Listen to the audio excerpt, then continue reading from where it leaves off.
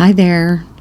Welcome back for this installment of my Obsidian Mirror podcast. My name is Cynthia, and this is my first late podcast. Yesterday was the full moon in Scorpio, and I did not do the gaze yesterday.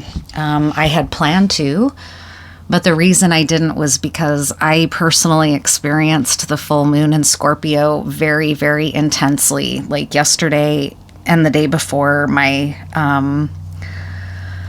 third eye and crown chakras were just flooded. Like I could barely kind of keep my feet on the ground, and it was really physically intense. And at some point yesterday, I thought, there's no way I'm going to try to gaze into an obsidian mirror right now. I can barely keep my own mind's eye from racing into stuff that I can't even keep up with. It was a lot. Like it was really intense for me, and I don't know if other people experience that way or not, but that's why I'm doing the gaze today. I felt a little better able to manage my own energy. So, and this time around, I did, if you've been listening to the other installments, for this gaze in particular, I did have a lot of lead in. I had a lot of kind of silver thread vision from previous gazes into this one ahead of even doing the scrying session that I just completed right before starting the recording. So I'm going to start there with some of those sort of like, I don't know if you would call them precognitive or just lead-in type sight that I'm having ahead of actually sitting down to scry. For just the way that it's happening is like showing me themes that are running through these sessions sequentially almost in the lunar cycle. So the first theme that had been coming through the week was I had been seeing a lot of sparkling green in the last two scrying sessions. Sparkling green orbs and little spots were coming through the mirror itself quite a bit. And so this week, as I was just outside and dealing with kind of the wild spring weather that's been a little bit tempestuous and sunny here, we have big leaf maple where I live, and a lot of older ones that produce really incredible maple flowers that are way up against a dark sky at times here in the spring. And it showed me when I was looking at those one day and they caught the light just right, they were sparkling green, like what I was seeing in the mirror. So I feel like that's a message, especially from big leaf maple. So I think that big leaf maple is coming through here with some medicine for us, and I want to just acknowledge that. That happens to be, I think, like a part of the carrying through message. And another way that I personally had been deciding I wanted to start working with big leaf maple, I read an herbalist who works out of Olympia named Elise Crone. She's an incredible herbalist, and I follow her blog sometimes, and she wrote a really beautiful blog post on her page, Wild Foods and Medicines, about big leaf maple. And she wrote a really beautiful description of the very experience that I had of seeing the maple flower against the gray sky and how sparkling and green and yellow they look. And so that was a really powerful connection that I made with my own experience through these mirror gazes. And so she writes beautifully about plants. If you ever want to read that kind of prose, I highly recommend her blog. It's Elise Crone, Wild Foods and Medicines. So big leaf maple was a big medicinal tree that wanted to be recognized in this gaze for the medicine. And I recommend that you look into the maple flower and what you can do with it to take in maple medicine, aside from doing maple syrup, right? There was the maple. And then next, there's been a theme. I got a new deck of cards recently that are just ink blots. That's all they are for scrying. And in many of the scrying that I've been doing into those cards, bovines or cows have been showing up in relationship to our consumption of meat and the way that that has started to take place in modern society with factory farms and slaughterhouses, and how unethical that is, and the pain and the suffering that's happening in slaughterhouses with cattle. So that message has been coming through inkblot readings that I've been doing, concern for the welfare of animals and the animal kingdom. And then all of a sudden, I remembered that I have I'm going to try to, this is going to be a long one. I'm just warning you right now. A lot came through, which is appropriate for a full moon in Scorpio after eclipse season. I got flooded almost more than I felt like I had capacity for.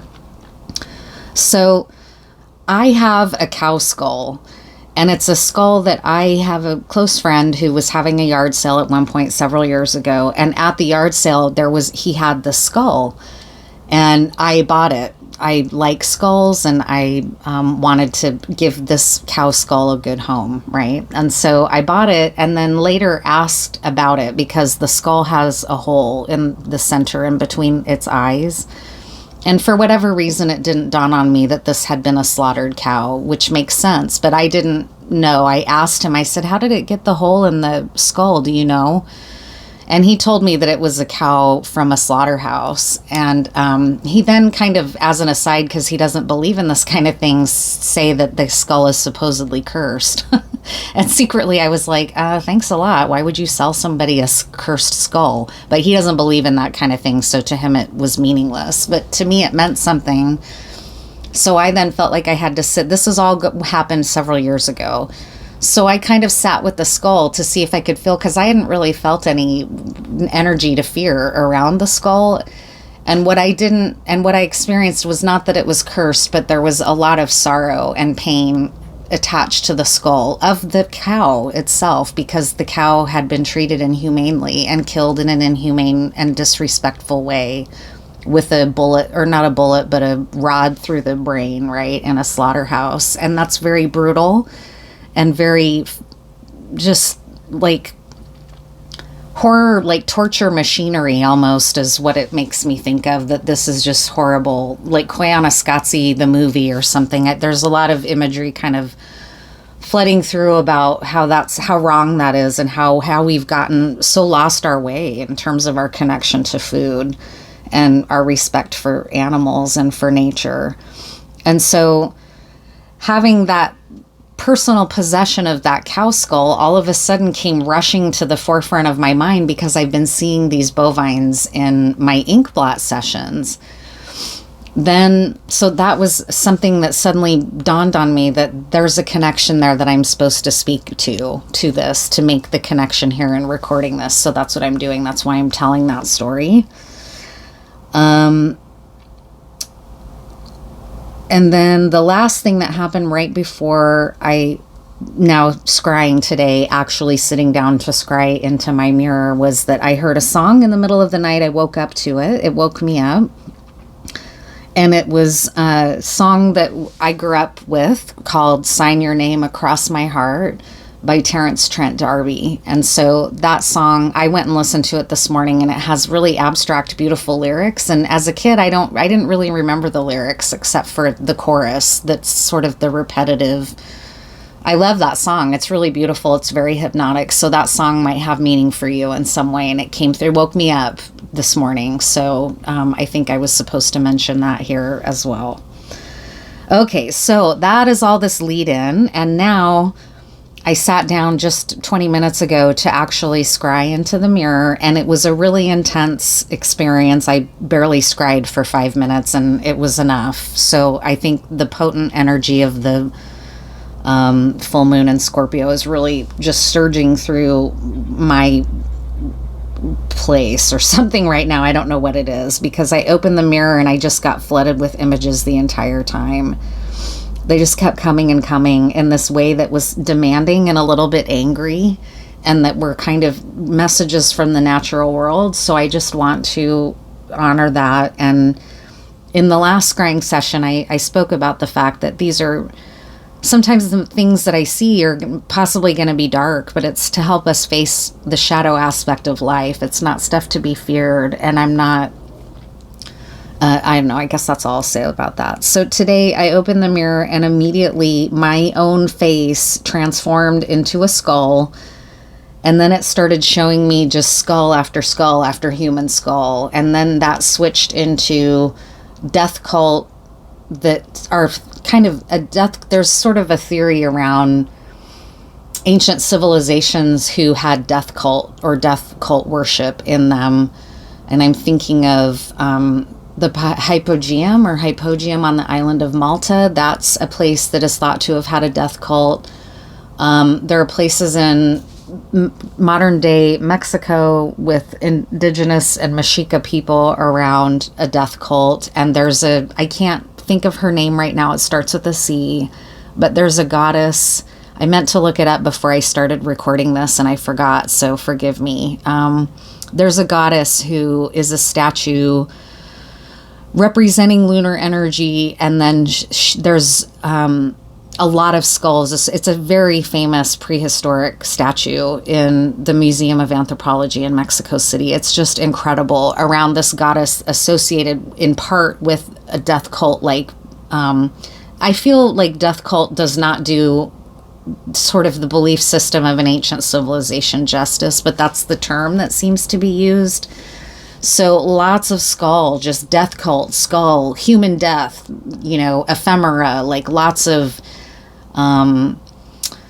imagery around that. For some reason, it just was flooding me in kind of with an energy that felt a little bit intense or demand that I attend to it. Then it showed me again my own bovine skull that I have possession of that had the hole through the head. So there's sort of like, it felt, I just got to be honest, like an admonishment again of mankind or people to some extent, and the violence and brutality of human behavior possibly. I don't really know exactly, because it kept showing me then it would morph from my own skull into a monstrous form that dwells within me, and then another monstrous form, and then a prehistoric image of like Mayan representation of the astral realm. Those are very abstract imagery. They're beautiful and incredible, and I love them, but it was just flooding my mind's eye with like morphing monstrosity type imagery, and then intense levels of abstraction of that goddess with the skirt and the skulls. Her name is right on the verge of my tongue. I've seen it so many times, and I've spent so much time in Mexico, but I don't speak that language, so I'm not even gonna try, because I'll pronounce it incorrectly. I'll post it in the comments afterwards, and maybe with an image or a link if YouTube will let me.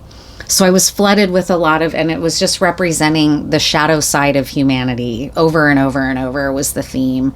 Then it turned from those images into my own eyes with painted rings of black and black tears.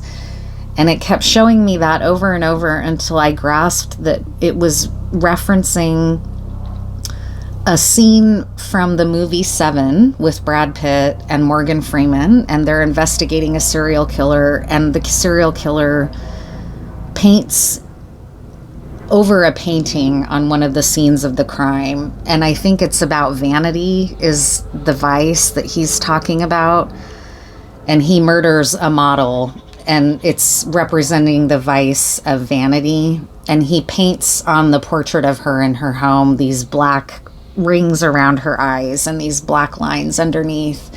So there was some kind of message about that too, and I'm not sure what it meant, but vanity and vice has been coming, not vanity, but vice has been coming up a little bit around this energy lately. So people might be having a lot of shadow type tendencies and vice like behaviors emerging from their shadow aspect through this full moon in Scorpio. That might be what's going on. I don't know. But that movie Seven and vanity, and just, that's a very brutal and dark movie. And it's in keeping with the sort of dark nature of this particular reading, because then right beyond that, it showed me another experience from my own past when I was learning how to meditate in this way and do this kind of witching work through my teacher, Corinne Boyer. And I was going to her home up again, on the Olympic Peninsula, and we were doing outdoor trance work at times. And we did a trance around a yew tree. And I was new to trance work, and I was new to this kind of work overall when I was going to her. That's why I was going to her, so I could learn. And I had always kind of come up in the culture of like hug a tree and like friendly hippies in the Pacific Northwest that love trees and want to teach kids about nature. And that's part of the world I grew up in. And so when we were out doing this you meditation, I was sort of approaching it with that kind of energy, like, oh, I'm going to have this feel good, like positive experience meditating. Well, little did I know, I was about to sit down with the yew tree, which is a tree totally of the dark realms and the shadow realms. And as I sat down to do trance work around this yew tree, it was not a light trance at all. It was very brutal and bloody and violent, like this gaze was that I just did today. And a yew tree is like a memory keeper. They're ancient trees. They can live for really long periods of time. So they keep and hold a lot of memory. And this day, this yew tree's memory was showing to us, or at least to me, I can't remember what the other people saw in their own trances, but in mine was just like mankind violence after mankind violence, brutality, war. There's a print series by Goya that really kind of captures almost what the yew trees were showing in that trance that we did with the yew. It's a beautiful etching series that Goya did about the brutality of war, and they're just brutal scenes of war after brutal scenes of war, but in this kind of bizarre, beautiful way that Goya is able to do. So I recommend looking into those. So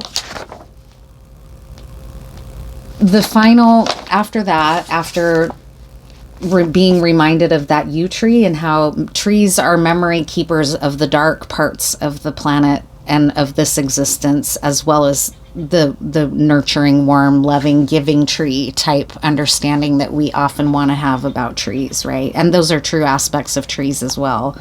But there's a shadow side that trees have to bear witness to our behavior, right? And standing in memory of our behavior and all the things and all of our follies and all of our mistakes and the emergence and death of civilization over and over again, right? That was kind of the theme that was coming through. And then the final, after it moved away from the yew tree, it re-emphasized a vision that came through the last gaze, which was Mask Off. And it showed me Eric Stoltz from the movie Mask, and then Rocky Dennis, who that movie was based on, who had the kind of super rare ossifying condition called Leonidas, is the sort of layperson's name for it, where his bones continue to grow and ossify, right? Even in a way that's not good, that ended up killing him because it compressed against his brain. So he died young. And his story is super fascinating because he was very uplifted in the movie by a community that you wouldn't think would be so have it together more than like the medical experts, right? Like if you think of the movie Mask, it's a romanticized version for sure. But Rocky Dennis's mom was like that. She was a biker. She was someone who experimented with drugs and lived a wild life, but still had her son's back and fought like hell for her son's welfare and took amazing care of her son and gave him an incredible life in his short time. And somebody like her is often looked down on and maligned in the medical system and treated as if she's a second-class citizen, right? But look at the kind of experience she gave her son. And so that was kind of the closing message, is that things are not always what they seem. So that's it. I'm wiped out just from trying to convey that. And now I'm going to pull the cards that I normally pull at the end, even though part of me is kind of running out of energy. I'm getting kind of tired of channeling this, honestly. It's really been an intense energy for me in a good way. I think in a way that's needed, but just I'm wiped out. Like I don't have a lot left now today. I just need to rest and recover almost. So any final card messages to close this out? Thank you, Spirit and tree messages that came through, and nature and energy of the natural world. I'm honored that it's coming through, and it's really showing me that an obsidian mirror is reflecting messages from the natural world in my experience with this very specific way I'm using it for this podcast on the lunar cycles. And I'm very humbled and amazed, and I recommend that you go back and listen to them all in sequence if you haven't, because it's amazing how it's coming together. I'm excited for it and proud of the work.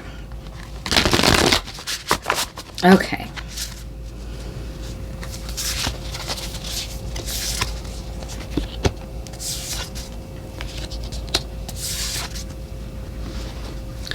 Yeah, so this is really demanding of us that we be in stillness with that kind of a powerful message.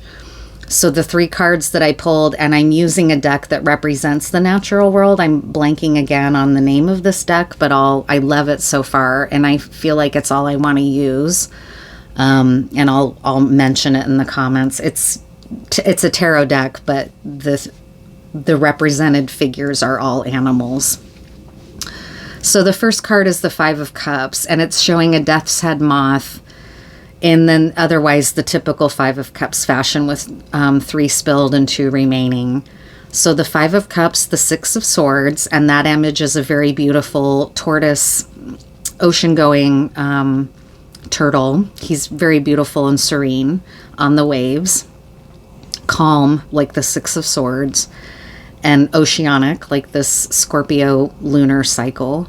And then the 2 of Wands, and it shows two lions, a male and a female, a mated pair, and that's the fire element. So we've got 2 water cards and a fire card. So these cards speak to me of the fact that this is energy for if we're trying to follow what might be coming through here as a suggestion. Is it's asking us to just stay with this and don't look away and face what's happening right now, which is that there's a lot of shadow aspect emerging in such a powerful way that it's almost too difficult to process at times, like this death's head moth and these shattered cups that have all spilled. We're being asked to face that, but also be in stillness and remember to move towards a calmer understanding and a more grounded understanding as we approach this threshold of change with the 2 of Wands.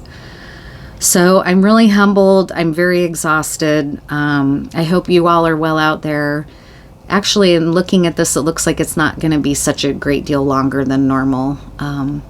It feels like ages of energy or emotion or message that came through. So I thank you so much for being here, and I'll see you in the next one.